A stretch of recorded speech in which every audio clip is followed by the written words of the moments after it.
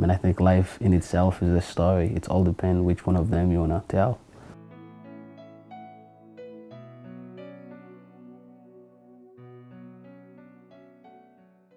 Today I'm in Brockton, a city located in Plymouth County, about 25 miles south of Massachusetts' capital of Boston. Brockton's nickname is the City of Champions because this is the native city for both former undefeated heavyweight boxing champion Rocky Marciano and former underweight boxing champion Marvin Hagler.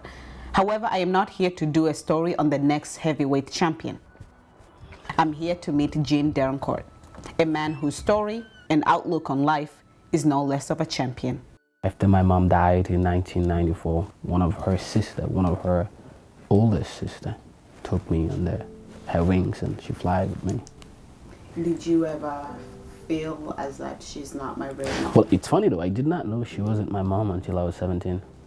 And how did you take that news? Let's face it, at first it was kind of like whatever, but the more I think about it, I realize how great she was to take that responsibility to first of all, taking care of me, send me to school, doing all kind of stuff that would make my life better.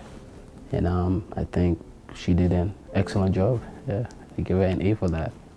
Jean was born in Port-au-Prince, Haiti. He was raised by his aunt in Ghana after his mother passed away when he was 4 years of age.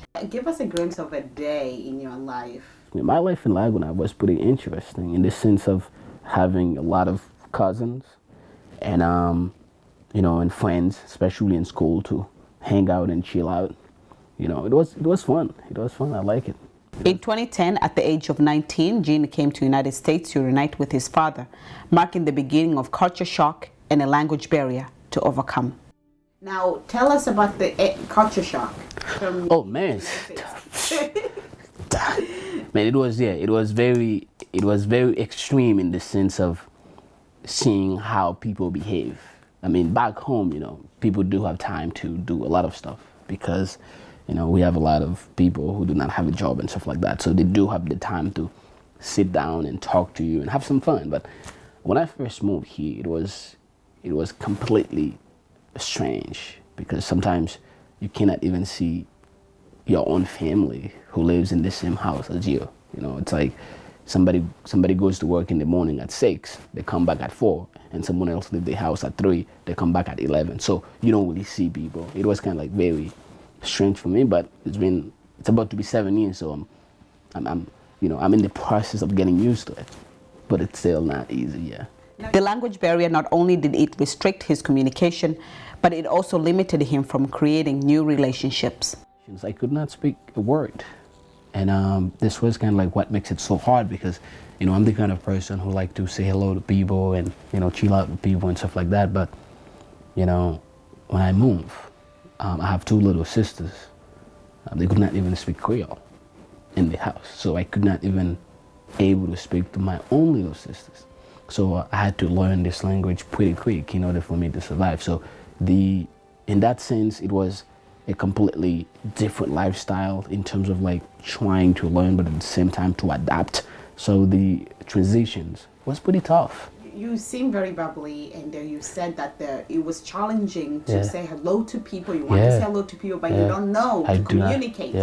How did people receive your energy? You know, at first I think it was kind of like strange for people. You know, it's like people are not that bit friendly, especially in Massachusetts. I'm not saying they're not great, but it can be pretty tough.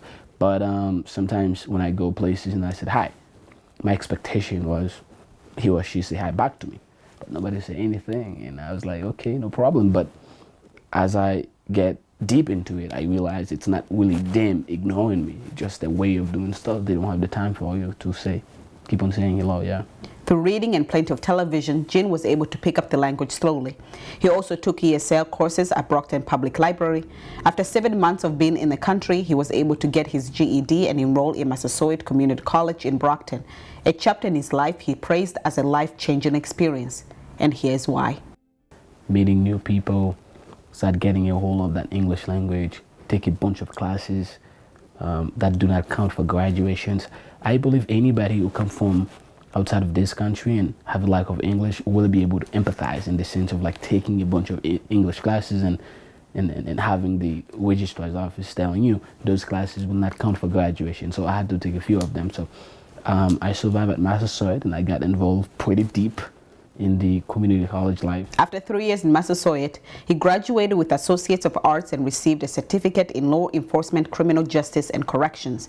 He then attended Suffolk University, where he got his bachelor's in Political Science and Government in 2016. When I asked Gene about what he thinks of his lengthy resume of accomplishments and triumphs, he had this to say. What I can tell you is that I don't really see it as a big deal. I see it as a privilege to be able to come here and meet new people and share ideas and views and stuff like that, and embrace the new life. So for me, it's like a new way of thinking, a new way of doing things, and a new way of having hope.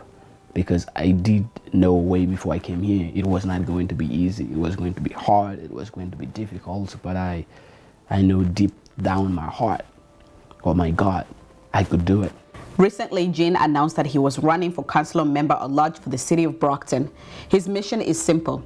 He's looking for better ways to serve and help the people of Brockton. What is the best way in which we can actually come up with a certain proposal in which we'll have it reflect to the entire population? And that's one of the things that I will be focused on. You know, how do we bring people together? How do we get people engaged? When it's come down to education, how do we make ESL more accessible so other people like myself can actually have access to it? How do we focus on public safety, and what is the best way in which we can actually make everybody safe in the city? So it's a very complex thing to do, but it requires a lot of thoughts. And I'm in the process of building that platform, which will be based on education, public safety, youth engagement, seniors, and mental illness, of course, small business. I think small business is the key foundations for the destiny of the city. Gene acknowledges that apart from having discipline and strong work ethic, he is blessed with a stable support system. And like those who have assisted him in his journey, he looks towards giving back. That's what life is all about, giving back, enjoying yourself, but at the same time, thinking about those who open that door for you so you can step outside. So if you step outside and you see that it's beautiful, why not go back and let those folks who are just sitting there know that they can come outside too and have some fun? February 11th will mark 1 year anniversary since Gene became United States citizen. For the 70 years that he has been in the country, Gene has able to overcome language and culture barriers. He is currently pursuing his master's in political science and international relations at Suffolk University. There are no limitations to how far his determination and passion will take him. We'll see. Life will define it. I'm willing to go as long as the people are willing to vote for me.